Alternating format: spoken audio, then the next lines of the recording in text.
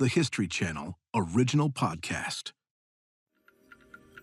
History This Week, September 5th, 1698. I'm Sally Helm.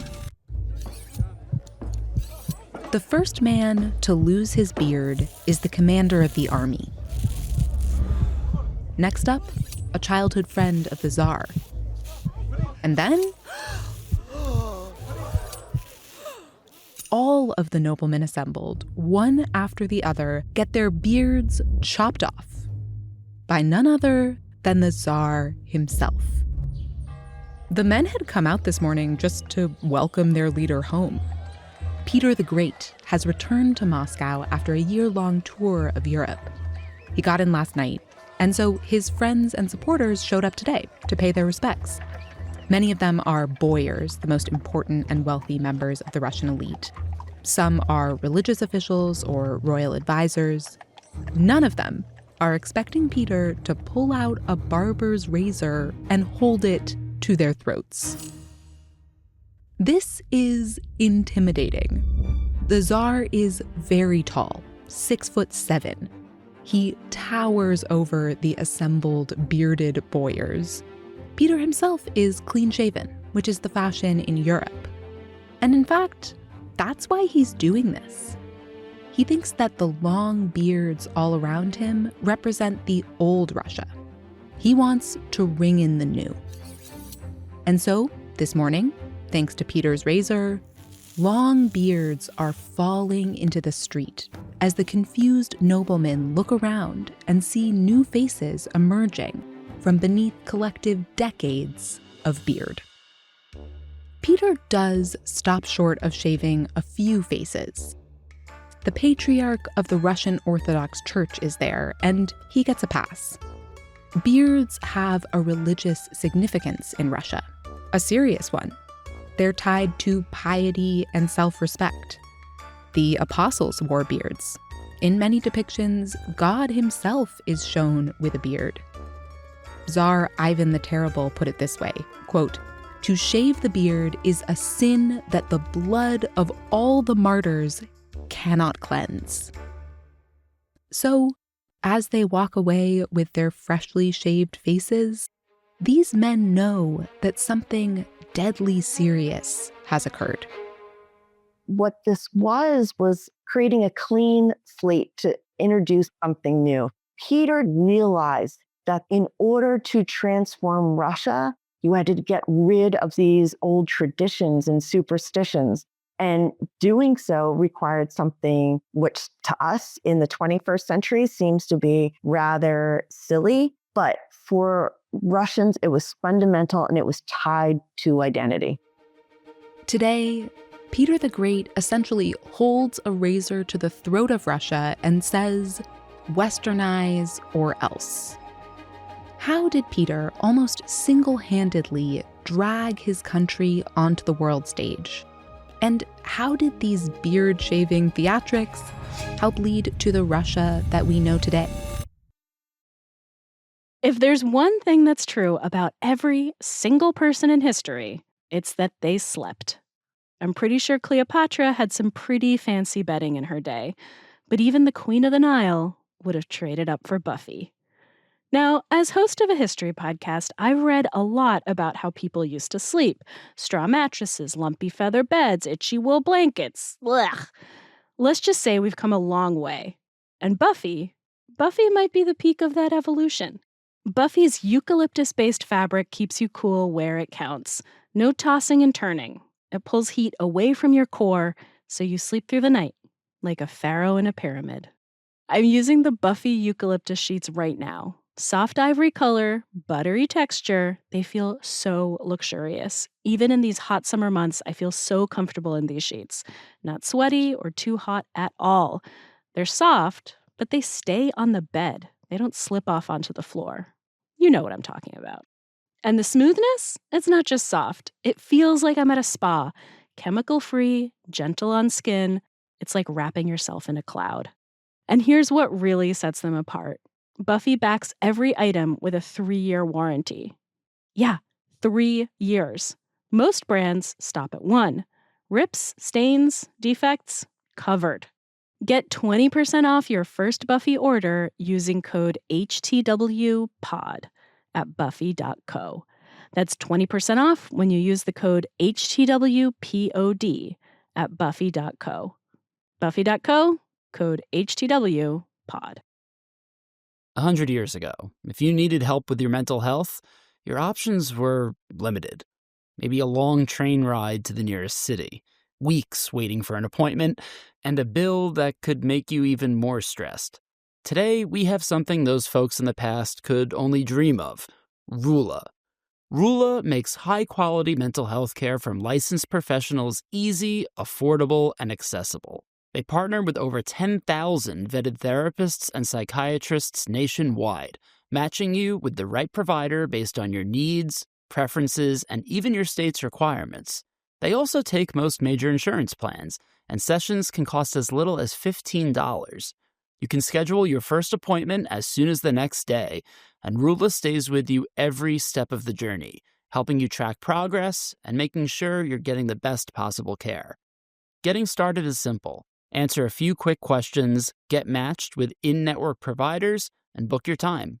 Thousands have already trusted Rula to support them on their journey toward improved mental health and overall well-being. Head on over to rula.com/HTW to get started today. After you sign up, they ask where you heard about them. Please support our show and tell them History This Week sent you. Go to rula.com/HTW and take the first step towards better mental health today. You deserve quality care from someone who cares. Professor Lynne Hartnett has been interested in Russia since she was a kid.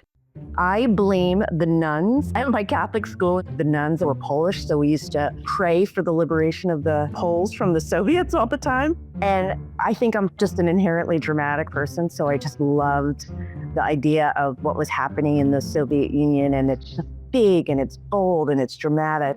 Russia has had a number of rulers big and bold and dramatic enough to earn a special moniker. There was Nicholas the Bloodstained, Ivan the Terrible, and, of course, Peter the Great. Russia in the centuries before Peter's reign was vast, cold, and largely undeveloped. So in the mid-17th century, Russia was one of the biggest countries in the world, but it was also one of the least populated. I'm picturing like people in fur hats, like farming on vast tracts of isolated land. Do I have it right? What should we be seeing in our mind's eye? You have it exactly right. That's exactly what it was.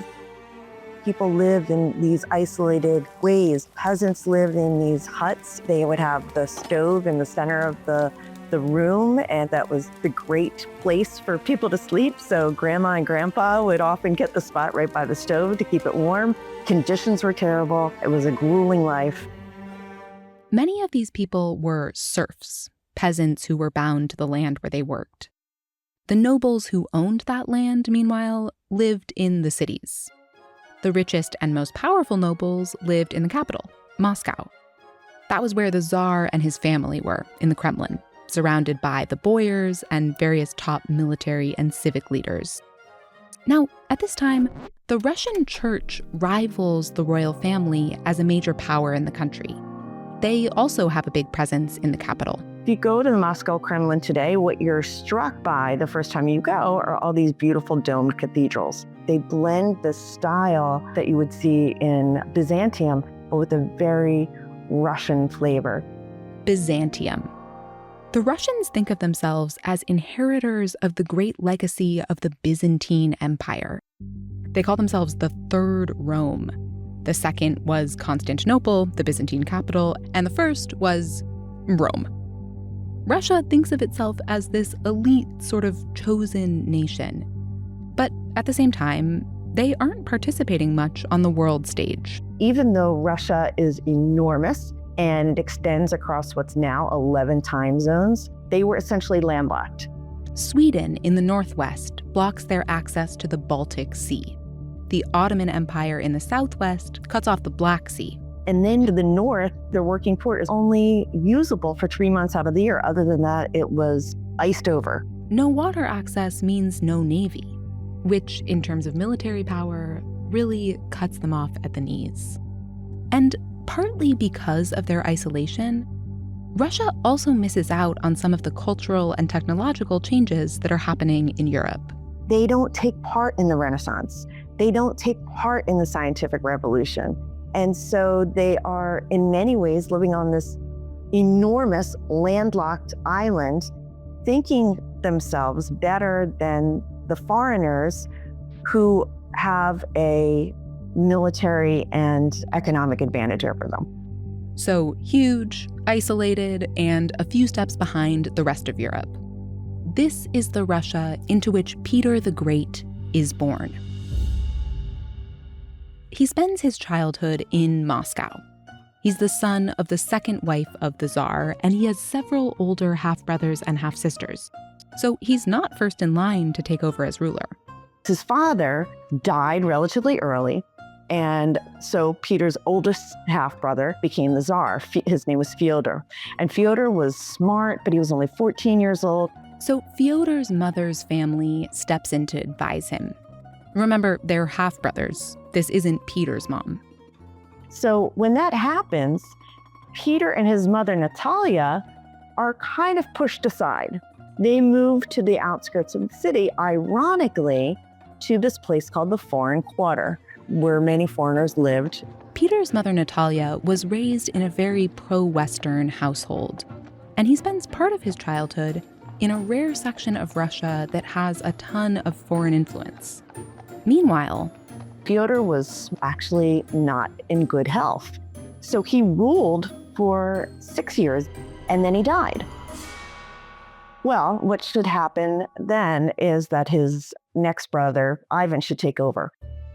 But Ivan suffers from physical and mental disabilities. So in 1682, the powers that be decide that Peter will take over instead. Not everyone in the family is thrilled. Peter had an older sister by the name of Sophia. And Sophia was not very happy about this situation.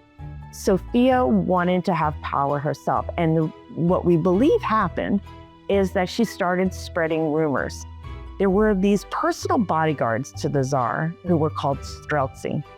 And what seems to have happened is someone started to spread rumors among the streltsy that Peter and Peter's family had murdered his older half-brother, Ivan.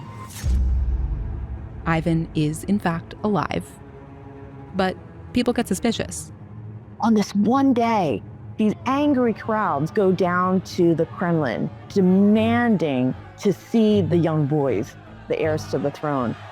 And they're clamoring and they're killing people on the way. They get to the Kremlin, and Peter's mother, Natalia, who's still relatively young herself, in an effort to try to appease the crowd, brings both Peter and Ivan out onto the balcony. And the people, they start to calm down, but not before they grab Peter's uncle and they murder him. And then this man, who was one of the closest advisors, who was actually standing right next to Peter, his brother Ivan, and Natalia on this balcony. And they grab this man, they throw him over the balcony, and he is impaled on the streltsy spears below. Peter is just 10 years old. A lot of scholars think that this moment, plus his upbringing in the Foreign Quarter, have a huge impact on the way that he will rule Russia in the years to come. But first, what happens in the aftermath of this is that there's a decision that Ivan and Peter will rule as co-czars, with Ivan being the senior czar, Peter being the junior czar. Their sister Sophia steps in as regent for the time being. And so young Peter isn't that involved in the day-to-day business of being a czar. He was the co-czar, and so he had every material advantage you could ever want, but he also had this degree of freedom that doesn't normally happen. That freedom allows him to get into some exploits. Oh, Peter was something else. Peter liked to have fun, and a little bit too much fun. He formed his friends into a group called the All Drunken, All Jesting Assembly. And they just raised havoc by all accounts. They drank copious amounts of alcohol, and it was not uncommon for people to just pass out left and right at some of his gatherings with his friends. Peter also has a chance to indulge his interests. He becomes obsessed with boats and the Navy. He teaches himself to sail, not a common skill in a landlocked country, and he's obsessed with military might. With his friends, he'd play these games. He would form them into mock military units. They'd have mock battles and literally fight to the death. Literally, to the death. It wasn't like Peter was running around killing his friends intentionally, but these rowdy teenage games got very out of hand. When Peter becomes Tsar, that rowdiness will give way to cruelty. He eventually has his own son killed for treason, but that's a different story. He rises to power in 1696 when his brother Ivan dies. Peter's in his mid-20s, and he's finally able to pursue his obsession with military expansion. Peter really wants a Russian navy, but he's facing down two tough opponents, the Ottoman Turks and the Swedes. At the time, both are among the greatest military powers in the world. So Peter will need some help if he wants to make his naval dreams come true. What he decides to do is to go to Europe to find and recruit allies. And in addition, he believes that while he's there, he's going to bring people with him to learn some of the trades, crafts, and skills that Western Europeans seem to be so proficient at, and also to recruit some Western experts to come back to Russia. The tour is called The Great Embassy. Peter will travel around with a big entourage of about 250 people. They'll be gone for a year and a half. He is the first Tsar ever to take this kind of peacetime trip to Europe, just to travel and learn. And he decides that he wants to fly under the radar. He goes in disguise because he believes that he'll be able to dispense with formality this way. So when monarchs would travel, there was a lot of pageantry that was associated with it. And although there were times that Peter wanted those to take place, and he does in trying to secure allies, there are other points that he just doesn't want to have to deal with it. And so he goes not as Tsar Peter the Great of Russia, he goes as Peter Mikhailov, along with 250 of his closest friends. The big question oftentimes was which member of this 250-member retinue was actually Peter the Great. Okay, so he's not in disguise like wearing a fake mustache or something. He has a different name and identity that he's assumed, and he's in this big group of people, so he can kind of like pass unnoticed is the idea. That's exactly it. Yep. It doesn't always work because he's 6'7". But he tries. He travels through Sweden, Germany, then the Netherlands. He spent 4 months there, living as a carpenter, learning how to build ships, and by all accounts, it was one of the best periods of his life. Then he goes to England, attends a session of Parliament, tours the Greenwich Observatory, trashes a rental house on the Thames with his friends. And through all this, Peter is learning about advancements in military and navy technology, in science, in the arts. He also meets with foreign leaders and goes to fancy parties. When Peter was at one of his first balls in the Germanys, the first woman he danced with, he was taken aback by what she felt like. And she later said that it was funny because he didn't know what to make of her corset, which were made out of whale bones. She said she wondered if he was curious if Western European women were built differently than Russian women were. In general, Peter is noticing that people in Europe dress differently from the people at home.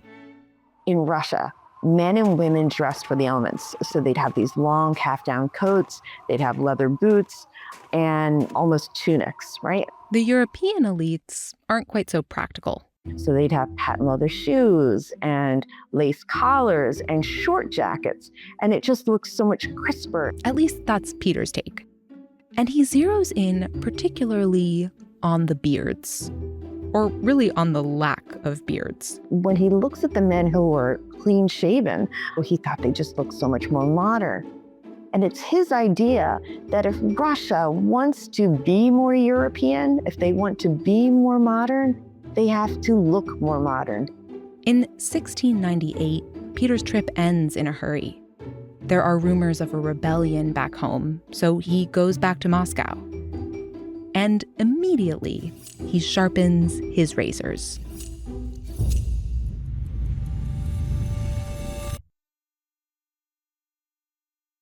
The day after Peter returns from his great embassy, his first major public act is to shave off the beards of the Russian elites. Remember, he is doing this himself with a dry razor. It leaves scrapes and cuts in some places. These men have had their beards for a long time. And they are taken aback because to a Russian man, their beard was part of their identity. This is more than a haircut, and everyone knows it. It seems like this is just a superficial thing, and it is silly and almost kitschy. But it was something so much more than that, because it's what it represented. Particularly because shaving is a sin. Beards are religiously important. But Peter believed that the Russian people were just stuck in the past, that superstitions held them back. And beards were part of that, this idea that you had to maintain this long beard to be in the image of God, to have salvation. And so this is the first step, because if you put aside superstitions, then you can open your mind to the future.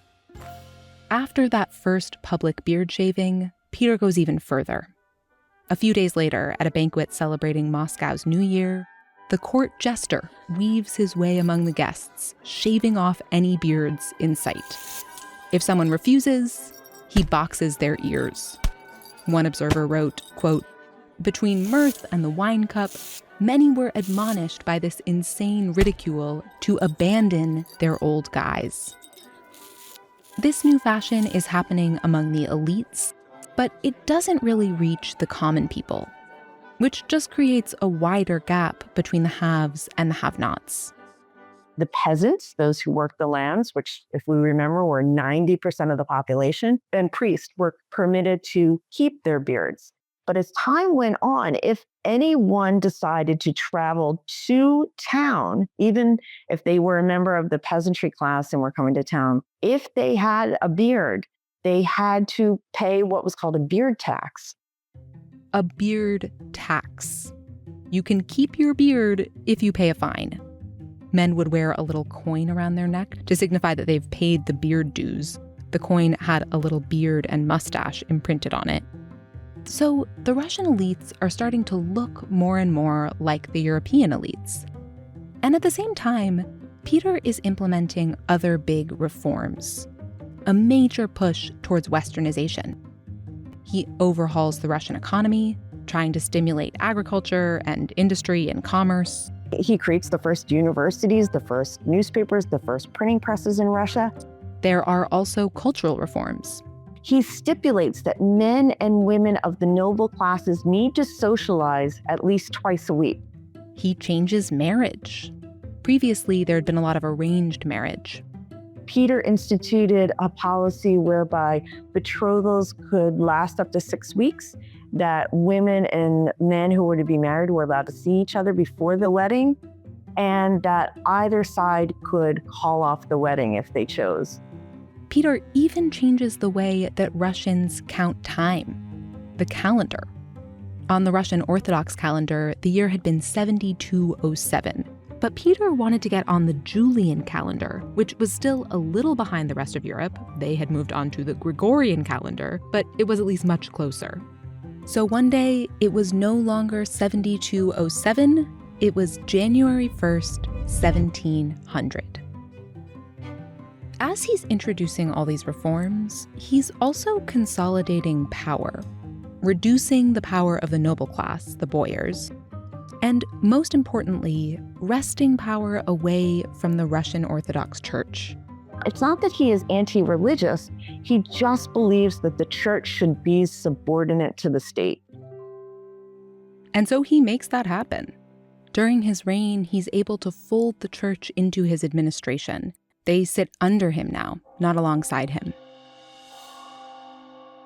Peter's westernization push also changes diplomacy. He gains more allies in Europe, he implements a new military training program, and he's finally able to defeat Sweden and achieve his dream of having warm water ports and therefore a navy. It allows Russia to become a global power, and that global power just gains over the course of the 18th century. So Peter's modernization campaign really brings Russia onto the world stage. They get a seat at the table in Europe. And perhaps most importantly, Peter kind of creates the Russian cultural concept of a single strong leader who feels empowered to dictate almost every aspect of life. A strong authoritarian ruler, a strong autocrat who was able to intervene in people's lives in the most seemingly minute ways, whether that was forcing a man to shave his beard, wear a French-style coat, or whether it was him decreeing that the whole Russian Orthodox Church was going to be transformed. After Peter, Russia is no longer this isolated, landlocked nation. And his rule has long-lasting consequences. It's hard to imagine today's Russia had there not been a Peter the Great. Putin, in speech after speech, has alluded to the fact that Russia did not begin its history in 1917 or 1991, that it goes back 1,000 years. If Peter the Great hadn't overhauled the Russian military and made allies in Europe, maybe the Russians wouldn't have helped defeat the Nazis. If he hadn't opened the door to technological exchange with the rest of the world, maybe there would have been no space race. And maybe, without Peter, we don't get authoritarian rulers like Joseph Stalin and even Vladimir Putin. This is something that Putin identifies with. He understands this idea of a strong man who will not tolerate any opposition, who, in order to protect their prestige on the world stage, needs to push the boundaries, literally and figuratively, by intervening in the politics of neighboring countries and others. So there's a line to be drawn from the Russia of today, a major player on the world stage, back to that day in 1698, when a 6'7" autocrat with a razor stepped into a crowd of bearded nobles and created, by force, the new face of Russia. Thanks for listening to History This Week. For more moments throughout history that are also worth watching, check your local TV listings to find out what's on History Today. And if you don't have cable, you can sign up for a free trial of History Vault at historyvault.com. This episode was produced by Lynne. History This Week is also produced by Julie Magruder, Ben Dickstein, and me, Sally Helm. Our researcher is Emma Fredericks. Our editor and sound designer is Chris Boniello. Our executive producers are Jesse Katz and Ted Butler. Don't forget to subscribe, rate, and review History This Week wherever you get your podcasts, and we will see you next week.